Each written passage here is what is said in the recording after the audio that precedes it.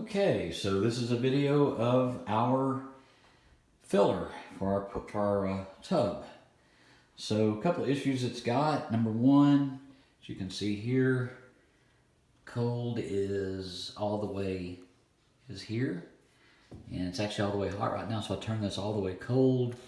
You can see that it doesn't move very fast, but when I turn this to hot, you can actually hear the difference again.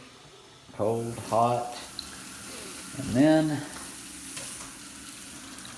I'm just going to drop the handle in here, and when we switch over to it, you can see now the leak right here as well. You can see it coming out there. And when I turn this off, I don't know if you can tell or not, but it is no longer leaking. And then back on, there goes the leak, and then off, and it stops. And that's the problem we're having with it.